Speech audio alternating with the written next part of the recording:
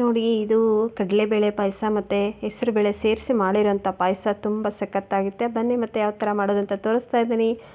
Hi ಎಲ್ಲರಿಗೂ ನಮಸ್ಕಾರ. ಹೇಗಿದ್ದೀರಿ? ಚೆನ್ನಾಗಿದ್ದೀರಾ? ನಾನು ಕೂಡ ಚೆನ್ನಾಗಿದ್ದೀನಿ. ನೀವು ಚೆನ್ನಾಗಿದ್ದೀರಾ ಅಂತ ತಿಳ್ಕೊಂಡಿದ್ದೀನಿ. ಬನ್ನಿ ಇವತ್ತು ನೋಡಿ ಎಲ್ಲರಿಗೂ ದಸರಾ ಹಬ್ಬದ ಶುಭಾಶಯಗಳು. ಬನ್ನಿ ಇವತ್ತು ಪಾಯಸ ಮಾಡೋದು ಹೇಗೆ ಅಂತ ತೋರಿಸ್ಕೊಡ್ತಾ ಇದ್ದೀನಿ. ಕಡಲೆಬೇಳೆ ಮತ್ತು ಹೆಸರುಬೇಳೆ ಹಾಕಿ ಪಾಯಸ ಮಾಡ್ತಾಯಿದ್ದೆ ಫ್ರೆಂಡ್ಸ್. ಇವರೇ ಕಡಲೆಬೇಳೆ ಪಾಯಸ ಮಾಡೋದು ನಿಮಗೆ ತೋರಿಸಿದ್ದೆ. ಅದ್ರ ಜೊತೆಗೆ ಹೆಸರುಬೇಳೆನೂ ಹಾಕಿ ಯಾವ ಥರ ಪಾಯಸ ಮಾಡೋದು ಅಂತ ಹೇಳ್ಕೊಡ್ತಾ ಇದ್ದೀನಿ. ತುಂಬ ಚೆನ್ನಾಗಾಗುತ್ತೆ ಇವತ್ತು ನೋಡಿ. ಇವತ್ತು ಕಂಡೆ ಪೂಜೆ ಅಂತ ಹೇಳಿ ಮಾಡ್ತಾರಲ್ಲ, ಅದಕ್ಕೆ ನಾವು ನೈವೇದ್ಯಕ್ಕೆ ಅಂತ ಇದನ್ನೇ ಮಾಡೋದು ನಮ್ಮ ಸೈಡು. ತುಂಬ ಚೆನ್ನಾಗಾಗುತ್ತೆ, ಒಂದ್ಸಲ ಟ್ರೈ ಮಾಡಿ. ಅದಕ್ಕೆ ತೋರಿಸ್ತಾ ಇದ್ದೀನಿ. ಸಿಂಪಲ್ಲಾಗಿ ಮಾಡ್ಕೋಬೋದು, ವಿಡಿಯೋ ಸ್ಕಿಪ್ ಮಾಡ್ದಂಗೆ ನೋಡಿ ಗೊತ್ತಾಗುತ್ತೆ. ಇಲ್ಲಿ ನೋಡಿ ನಾನು 1 ಬೌಲ್ನಷ್ಟು ಅಂದರೆ 1/4 kg ಆಗೋಷ್ಟು ಕಡಲೆಬೇಳೆ ತೊಗೊಂಡಿದ್ದೀನಿ. ಮತ್ತು 1/4 kg ಬೆಲ್ಲ, ಒಂದು ಸ್ವಲ್ಪ ಗೋಡಂಬಿ ಮತ್ತು ದ್ರಾಕ್ಷಿ ತೊಗೊಂಡಿದ್ದೀನಿ. ಸ್ವಲ್ಪ ಹೆಸರುಬೇಳೆ ತೊಗೊಂಡಿದ್ದೀನಿ ನೋಡಿ. ಹೆಸರುಬೇಳೆನ ಸ್ವಲ್ಪ ಹಾಕಿ 1/4 kg ಕಡಲೆಬೇಳೆ, 1/4 kg ಬೆಲ್ಲ ಮತ್ತು ಸ್ವಲ್ಪ ಒಣ ಕೊಬ್ಬರಿ ಮತ್ತು ಗೋಡಂಬಿ, ದ್ರಾಕ್ಷಿ. ಇವಾಗ ಹೆಸರುಬೇಳೆ ಮತ್ತು ಕಡಲೆಬೇಳೆ ನೀಟಾಗಿ ತೊಳೆದ್ಬಿಟ್ಟು 1-2 ವಿಷಲ್ ಹೊಡೆಸ್ಬಿಡೋಣ. ಇವಾಗ 2 ವಿಷಲ್ ಹೊಡೆಸಿ ತೆಗಿತಾ ಇದ್ದೇನೆ ನೋಡಿ ನಾನು. ನೋಡಿ ಈ ಥರ ಆದರೆ ಸಾಕು. ತುಂಬ ಚೆನ್ನಾಗಾಗುತ್ತೆ ಇದು ಪಾಯಸ. ಮಾತ್ರ ನಿಮ್ಗೆ ಯಾಕಾದರೂ ಜಾಸ್ತಿ ಸುಸ್ತು ಆಮೇಲೆ ಶೀತ ಆದಾಗ ಸಹಿತ ನೀವು ಇದನ್ನು ಮಾಡ್ಕೊಂಡು ಕುಡಿಬೋದು ಪಾಯಸ. ಅಷ್ಟು ಚೆನ್ನಾಗಾಗುತ್ತೆ ಇದು ನೋಡಿ. ನೀವು ಇವಾಗ ನಾವು ದಸರಾದಲ್ಲಿ ಇವತ್ತಿನ ದಿವಸ ಇದನ್ನು ಮಾಡ್ತೀವಿ. ನಾಳೆ ನಾವು ಕರಿಗಡುಬು ಅಂತ ಹೇಳ್ತಾರಲ್ಲ ಅದನ್ನು ಮಾಡ್ತೀವಿ. ಇವತ್ತು ಕಂಡೆ ಪೂಜೆ ದಿವಸ ಇದನ್ನೇ ಪಾಯಸ ಮಾಡ್ತಾರೆ. ಆಮೇಲೆ ಶಿಗಿ ಹುಣ್ಣಿಮೆ ಅಂತ ಮಾಡ್ತೇವೆ ಫ್ರೆಂಡ್ಸ್ ನಾವು, ಅವಾಗೂ ಸಹಿತ ಇದನ್ನೇ ಮಾಡೋದು ಜಾಸ್ತಿ ನಾವು ಇದನ್ನು. ಇಲ್ಲಿ ನೋಡಿ ಇನ್ನೊಂದು ಪ್ಯಾನಲ್ಲಿ ತುಪ್ಪ ಕಾಯಕ್ಕಿಟ್ಟಿದ್ದೆ, ಅದಕ್ಕೆ ಸ್ವಲ್ಪ ಗೋಡಂಬಿ ದ್ರಾಕ್ಷಿ ತೊಗೊಂಡಿದ್ದೆಲ್ಲ ಹುರ್ಕೋತಾ ಇದ್ದೇನೆ ನೋಡಿ. ಗೋಡಂಬಿ ದ್ರಾಕ್ಷಿ ಇದನ್ನೆಲ್ಲ ನೀಟಾಗಿ ಹುರ್ಕೊಂಡು, ಈ ಗೋಡಂಬಿ ದ್ರಾಕ್ಷಿ ಇದರಲ್ಲೇ ಹುರಿದಿರ್ತೇವಲ್ಲ ಅದನ್ನು ನಾನು ಆವಾಗಲೇ ಬೇಯಿಸ್ಕೊಂಡಿದ್ದೆಲ್ಲ ಕಡಲೆಬೇಳೆ ಮತ್ತು ಹೆಸರುಬೇಳೆ 2 ಮಿಕ್ಸ್, ಅದನ್ನ ಇದಕ್ಕೆ ಸುರ್ಕೊಂಡ್ಬಿಡ್ತೀನಿ ನೋಡಿ. ನೀಟಾಗಿ ಹಾಕ್ಕೊಂಡು ಎಲ್ಲ ಮಿಕ್ಸ್ ಮಾಡ್ಕೊಳ್ಳಿ. ತುಂಬ ಚೆನ್ನಾಗಾಗುತ್ತೆ ಈ ಪಾಯಸ ಮಾತ್ರ. ನೀವು ಯಾರೆಲ್ಲ ಈ ಪಾಯಸ ಮಾಡಿದ್ದೀರಾ ನನಗೆ ಕಮೆಂಟ್ ಬಾಕ್ಸಲ್ಲಿ ಹೇಳಿ. ಮತ್ತು ವಿಡಿಯೋ ಹೇಗಿತ್ತು ಅಂತಲೂ ಹೇಳೋದನ್ನು ಮರಿಬೇಡಿ. ವಿಡಿಯೋ ಇಷ್ಟ ಆದರೆ ಲೈಕು ಕೊಡಿ ಅಂತ ಕೇಳ್ಕೊತೀನಿ. ಈಗ ನೋಡಿರಿ ನೀಟಾಗಿ ಎಲ್ಲ ಮಿಕ್ಸ್ ಮಾಡ್ಕೊಂಬಿಡೋಣ ಫ್ರೆಂಡ್ಸ್. ಒಂದೇ ಹೇಳ್ತೀನಿ, ಇದು ಗೋಡಂಬಿ ದ್ರಾಕ್ಷಿ ಹಾಕಿಬಿಟ್ಟು ಇದ್ರ ಮೇಲೇ ನೀವು ಇದನ್ನು ಹಾಕ್ತಿರಲ್ವ, ಅದು ನೀಟಾಗಿ ಎಲ್ಲ ಮಿಕ್ಸ್ ಮಾಡಿಕೊಂಡು ಆಮೇಲೆ ಬೆಲ್ಲ ಹಾಕ್ಕೋಬೇಕು ನೋಡಿರಿ.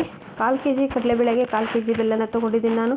ಈಗ ಬೆಲ್ಲ ನೀವು ನೋಡಿ, ಇದು ನೀಟಾಗಿ ಬೆಲ್ಲ ಅದರಲ್ಲಿ ಕರಗ್ತು ಅಂದರೆ ಕಲರೇ ಚೇಂಜ್ ಆಗಿಬಿಡುತ್ತೆ ಪಾಯಸದ್ದು ನೋಡಿರಿ. ಬೆಲ್ಲ ಮತ್ತು ಹೆಸರುಬೇಳೆ ಕಡಲೆಬೇಳೆ ಎಲ್ಲ ನೀಟಾಗಿ ಕುದಿಸ್ಕೊಂಡ್ಬಿಡೋಣ.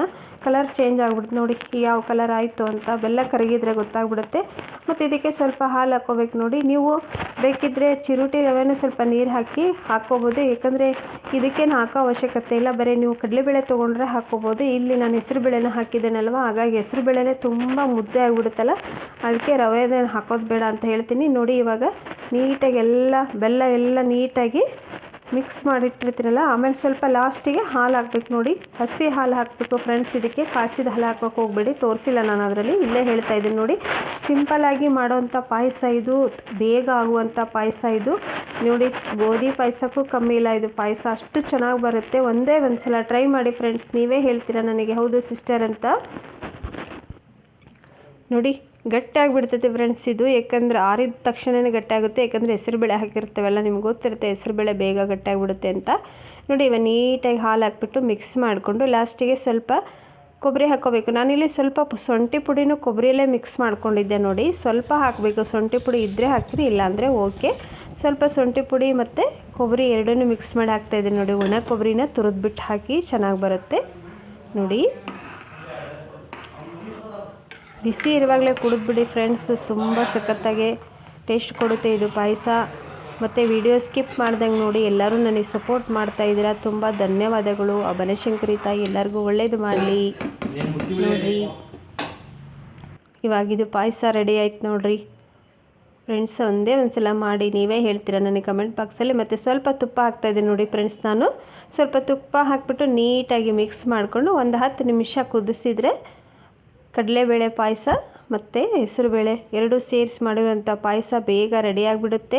ಮತ್ತು ಟ್ರೈ ಮಾಡ್ತೀರಾ ಫ್ರೆಂಡ್ಸ್. ಯಾವುದಾದ್ರೂ ಪೂಜೆದಲ್ಲಿ ನೈವೇದ್ಯಕ್ಕಾದರೂ ಮಾಡ್ಕೋಬೋದು ನೀವು ಇದನ್ನು. ಮತ್ತು ಯಾರಾದರೂ ಮನೆ ನೆಂಟರು ಬಂದಾಗಾದರೂ ಮಾಡ್ಕೋಬೋದು. ನಾವಿಲ್ಲಿ ಕಡ್ಡೆ ಪೂಜೆಗೆ ಮತ್ತು ಇವತ್ತು ನೈವೇದ್ಯಕ್ಕೆ ಅಂತ ಮಾಡ್ತಾಯಿದ್ದೆ, ನಿಮಗೂ ತೋರಿಸೋಣ ಅಂತ ತೋರಿಸ್ತಾ ಇದ್ದೀನಿ. ಸಿಂಪಲ್ಲಾಗಿ ಮಾಡುವಂಥ ಪಾಯಸ ಇದು ನೋಡಿ. ಇವಾಗ ರೆಡಿ ಆಯಿತು ನೋಡಿ, ಯಾವ ಥರ ಆಗಿದೆ ಅಂತ ನೋಡಿ.